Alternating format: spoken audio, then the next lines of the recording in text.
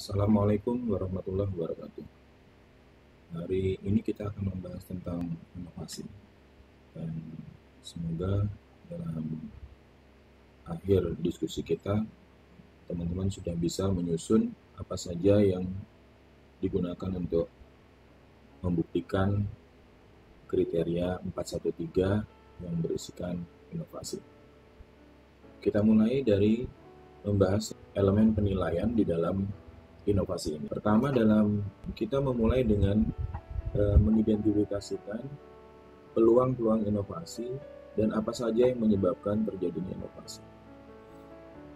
Kemudian setelah itu kita akan melakukan pembahasan dari peluang inovasi, bisa yang terpilih, bisa yang secara keseluruhan, dan kemudian pembuktian secara keseluruhan apa yang dimaksud dengan inovasi ini, dan mulai dari rencana, implementasi, sampai dengan melakukan evaluasi. Setelah itu kita masuk kepada pelaporan. Itu adalah secara gamblang adalah apa saja yang perlu kita buktikan di dalam inovasi. Pertama, 4131 itu berisikan tentang identifikasi dari apa-apa saja yang menyebabkan terjadinya inovasi. Ada permasalahan, kemudian ada 3 perubahan, yaitu perubahan dari regulasi, kemudian perubahan pengembangan teknologi, dan perubahan pedoman atau acuan. Jadi di dalam melihat kriteria 4131 kita bisa mengambil contoh, nanti bisa dilihat pada tabel bahwa ada identifikasi dari 4 hal ini untuk setiap program. Di setiap program melakukan kegiatan mengidentifikasi inovasi ini, dan untuk selanjutnya setiap program juga berhak untuk mengusulkan. Itu di kriteria kedua, peluang inovasi. Yang perlu diingat dalam mengusulkan peluang inovasi adalah bahwa peluang inovasi ini tidak harus nanti dilaksanakan semuanya. Jadi teman-teman, ada beberapa pertanyaan di dalam survei yang seringkali menyebutkan bahwa apakah inovasi itu harus setiap program. Dalam mengidentifikasi saya sepakat bahwa itu harus setiap program harusnya bisa menunjukkan bahwa dia memiliki keinginan untuk memperbaiki kegiatan-kegiatan dalam programnya. Tapi dalam kewajaran kegiatan-kegiatan puskesmas yang begitu banyak, padat, tidak mungkin semua kegiatan inovasi itu adalah untuk setiap program dilakukan. Jadi yang perlu teman-teman buktikan, sebenarnya kalau kita mengingat, nanti mungkin kita akan coba hubungkan dengan bagaimana inovasi merupakan salah satu bagian dari perbaikan atau peningkatan mutu di UKM, maka untuk mengambil semua program itu rasa-rasanya sangat tidak memungkinkan. Perlu diingat juga bahwa kita sudah menjalankan inovasi sebelumnya. Nah, jadi kalau kita sudah punya inovasi-inovasi di tahun-tahun sebelumnya, dan kemudian kita mencoba untuk membuat banyak program masuk dalam inovasi di tahun ini misalnya, itu akan sangat berat. Menurut saya agak mustahil dilaksanakan oleh puskesmas. Karena itu di akhir-akhir kegiatan survei di tahun lalu itu tidak diminta banyak menyuguhkan peningkatan kinerja, ya. Tapi cukup hanya memberikan satu kegiatan yang diunggulkan atau yang menjadi bagian dari perbaikan atau peningkatan mutu. Dan di sini saya sangat mengharapkan bahwa inilah bagian dari inovasi. Kita bisa melihat pada PP 38 tahun 2017 tentang inovasi daerah. Di dalam PP tersebut disebutkan bahwa inovasi itu harus eh, sesuatu pembaruan, suatu pembaruan. Suatu pembaruan itu artinya ada perubahan dari tadinya program ini begini menjadi program ini menjadi sesuatu yang beda. Suatu pembaharuan baik sebagian maupun seluruhnya. Mungkin kalau seluruhnya kita belum belum sampai ke sana kan, tapi kalau sebagian menurut saya sudah bisa kita mencoba untuk ada beberapa kegiatan-kegiatan yang belum punya misalnya pola pemberdayaannya, hanya bentuk pelayanan, kita sudah bisa melakukan modifikasi di sana. Jadi yang pertama adalah pembaruan. Nah, dalam PP tersebut juga disebutkan syarat lain untuk menentukan inovasi, antara lain adalah ada manfaat yang bisa diambil oleh masyarakat, tidak membebani masyarakat, dan yang keempat merupakan program wajib. Kita pasti merupakan program wajib karena di kesehatan adalah merupakan program wajib yang harus dilaksanakan oleh daerah. Dan yang terakhir adalah, ini yang menarik adalah bisa direplikasi. Jadi teman-teman kalau melihat dari syarat dari inovasi yang diminta oleh pemerintah itu adalah bisa direplikasi, teman-teman mungkin dari situ kita bisa berpikir bahwa sebenarnya tidak perlu kita memiliki inovasi yang begitu luas. Ya, jadi misalnya dilaksanakan oleh seluruh desa, mungkin bisa kita memulai dengan inovasi itu 1 sampai 2 desa saja sudah mencukupi. Nah, dengan demikian kita tidak misalnya ada yang masih harus diperbaiki lagi, kita tidak terlalu banyak membuat itu terlalu masif gitu ya. Menurut saya ini adalah suatu kesempatan di mana kita bisa menerapkan perbaikan-perbaikan mutu dengan berbagai macam metode yang sudah kita kenal sebelumnya dalam peningkatan mutu, sehingga bisa menjadi suatu kegiatan yang justru akan benar-benar memberikan nilai tambah kepada program. Baik, itu 1 dan 2. 1 dan 2 saya rasa kalau dalam bentuk kegiatan bisa kita buat dalam bentuk pertemuan. Jadi ada petugas-petugas yang bisa berkumpul dalam rapat, tidak harus dibuktikan di bagian berkumpulnya, walaupun itu merupakan suatu hal yang bisa digunakan untuk nanti membuktikan kepada surveyor bahwa untuk menyusun suatu kegiatan identifikasi mutu ada bentuk pertemuan dan di dalamnya sudah dihasilkan apa saja. Nah, yang dibuktikan yang terutama sekali justru adalah hasil dari identifikasi itu sendiri. Identifikasi itu bisa dibuat dalam bentuk tabel, dan saya bisa mencontohkan nanti ya. Kemudian setelah itu tabel itu berisikan apa saja yang merupakan inovasi dan penyebab inovasi, dan kemudian apa saja yang menjadi peluang inovasi yang diusulkan oleh setiap programmer. Jadi setiap programmer mengajukan itu dalam suatu rapat bersama-sama dan kemudian bisa dipilih nanti oleh kepala puskesmas barangkali pada saat rapat mutu mungkin bisa dipilih mana yang menjadi kegiatan inovasi di tahun berjalan tersebut. Baik, itu kriteria EP1 dan EP2.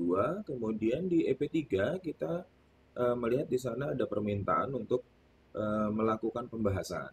Jadi diminta untuk melakukan pembahasan sehingga tentu saja ini bisa dibuat untuk pembahasan tersebut dalam bentuk pertemuan dengan baik masyarakat, sasaran kegiatan, ya terutama sekali dengan lintas program yang sama, mungkin bisa pada saat identifikasi itu pun langsung dilanjut dengan pembahasan untuk di program, dan kemudian setelah itu bisa di kali lain mengadakan pertemuan dengan lintas sektor dan sasaran kegiatan mungkin bisa dilibatkan karena kita memerlukan suara dari berbagai macam sumber. Ya, jadi dengan demikian nanti akan terbentuk suatu baik itu kematangan terhadap apa yang mau dibuat di inovasinya maupun apa yang siapa yang akan menjadi pelaksana di masyarakat barangkali seperti itu, atau siapa yang akan diberdayakan itu juga penting. Siapa yang akan jadi role model misalnya itu juga menurut saya sangat bisa diambil pada saat melakukan pertemuan tersebut. Dan ini 4133 bisa sangat terkait dengan 6116. 6116 di sana ada pembuktian apa saja yang menjadi masukan dari masyarakat untuk perbaikan mutu. Kita tahu kalau dalam perbaikan mutu tentu saja akan terjadi perubahan. Ini syarat inovasi. Jadi kalau nggak mungkin kita melakukan sesuatunya perbaikan mutu itu tidak berubah, pasti ada perubahan. Nah, untuk melakukan perubahan itulah menurut hemat saya kalau di dalam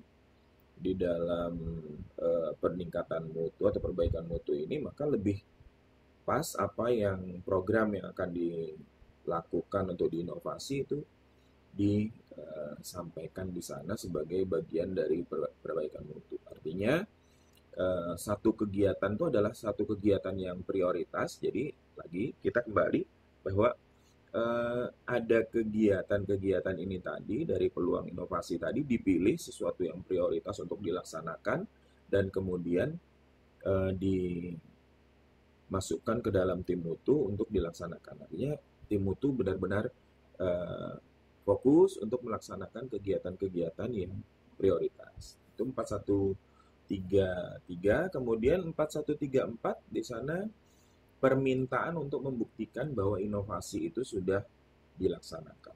Nah, ini kalau kita melihat di dalam bab 6 itu merupakan satu kegiatan yang sudah merupakan siklus dari peningkatan mutu yang nanti akan menghasilkan suatu perubahan yang bisa menjadi ini lebih baik, maka pembuktian apa yang menjadi permintaan di bab di 4134 ini adalah keseluruhan dari bab 6 itu. Jadi mulai dari nanti apa yang diinovasi, kita tentu akan membahas nanti lebih jauh tentang bagaimana itu kaitannya antara 413 ini dengan bab yang ada di bab 6, terutama dalam hal adanya perubahan tertentu yang kita masukkan ke dalam bab 6. Saya rasa itu untuk 4134. Jadi kalau kita lihat di 4134 kita bisa membuktikan satu catatan mulai dari pertama kali ini direncanakan, kemudian dilaksanakan, sampai kemudian dilakukan evaluasi. Itu cocok dengan apa yang ada di bab 6. Nanti kita akan lihat keterkaitannya. Kemudian setelah itu untuk 4135 adalah hasil dari tadi pelaksanaan dan evaluasi tadi dilaporkan. Dilaporkan ini bentuk dikomunikasikan kepada Dinas Kesehatan, kemudian juga dikomunikasikan kepada lintas program dan lintas sektor. Artinya ini akan cocok dengan apa yang diminta oleh PP ya. Jadi PP 38 tahun 2017 itu memintanya dari yang diinovasi itu adalah yang hanya yang nanti bisa dilakukan replikasi. Artinya kepentingan melaporkan ini kepada Dinas Kesehatan adalah untuk nantinya Dinas Kesehatan bisa memilih, oh ini bagus untuk direplikasi, bahkan mungkin di tingkat kecamatan misalnya, jadi di antar kecamatan. Atau bisa kalau ini sudah jadi suatu program unggulan, ini bisa dibuat oleh dinas menjadi sesuatu yang bisa dijual, tanda petik ya, jadi kepada kabupaten lain misalnya, atau kepada provinsi lain kalau ini mungkin dianggap lebih baik. Dan kemudian setelah pelaporan itu, maka kita sudah punya bukti tentang apa saja yang harus dibuktikan di dalam kriteria 4.1.3. Kegiatan-kegiatannya tentu saja tadi kalau kita lanjutkan setelah 4133 dalam bentuk pertemuan, 4134 itu adalah pembuktian catatan-catatan atau bukti-bukti dokumen-dokumen yang menyatakan kegiatan dari mulai direncanakan, dilaksanakan sampai dengan dilakukan evaluasi. Sedangkan hasil komunikasi dengan Dinas Kesehatan bisa catatan pelaporan atau bagaimana satu bentuk laporan ini disampaikan, misalnya dengan ekspedisi dari laporan itu sampai kepada tangan siapa yang berkepentingan untuk lakukan evaluasi itu, dan juga kalau ini melibatkan tentang bagaimana lintas program dan lintas sektor terkait, maka bisa dalam bentuk pertemuan. Saya rasa itu yang tentang 4.1.3, jadi yang berkaitan dengan bagaimana kita harus membuktikan inovasi ini di puskesmas, bahwa itu selalu ada, merupakan suatu perbaikan. Karena kita tahu kalau kita melaksanakan kegiatan-kegiatan program, pasti akan bertemu dengan masalah-masalah. Ketidaktercapaian itu utamanya itu, tidak tercapainya yang mana, maka itu sudah merupakan bagian yang harus kita masukkan ke dalam matriks tadi. Di bagian masalah, bagian yang tidak kita capai itu dimasukkan dulu di sana, dan kemudian tambah lagi dengan bentuk-bentuk lain. Mungkin lebih dalam misalnya perubahan regulasi. Perubahan regulasi adalah kalau kita melihat bahwa ada permintaan khusus dari pemerintah daerah misalnya untuk satu kegiatan, contohlah misalnya desa siaga, ingin stratanya semuanya harus madya, untuk satu kecamatan ada satu purnama. Untuk tekanan regulasi seperti ini tentu saja kita akan mencoba mencari sesuatu perubahan-perubahan. Tidak mungkin kita akan melaksanakan pembinaan saja misalnya, kemudian ini sehingga mungkin tahapan perubahan hasil yang kita harapkan masih sedikit. Tapi kalau misalnya kita berangkat dari banyak yang pratama, kemudian kita ingin semuanya madya dan bahkan ada yang purnama, tentu saja kita akan mencoba untuk melakukan sesuatu. Sesuatu itu boleh jadi nanti adalah inovasi yang akan jadi kegiatan unggulan di puskesmas tersebut. Itu kemudian kalau kita melihat juga perubahan pedoman bisa menjadi cara kita untuk mendapatkan apa saja yang perlu kita lakukan inovasi di dalamnya. Jadi perubahan pedoman ini kalau di hukor.kemkes.go.id itu kita tinggal lihat dan unduh ya. Jadi kalau teman-teman melihat di sana dalam produk hukumnya itu ada kurang lebih sekitar 80 sampai dengan 100, bahkan pernah ada yang sampai 120 pedoman-pedoman baru, terutama sekali biasanya yang PMK, Peraturan Menteri Kesehatan. Itu di dalamnya, di dalam produk hukum itu tinggal di search per tahun per produk. Kita bisa mendapatkan kurang lebih 80 sampai dengan 100 produk hukum baru setiap tahunnya.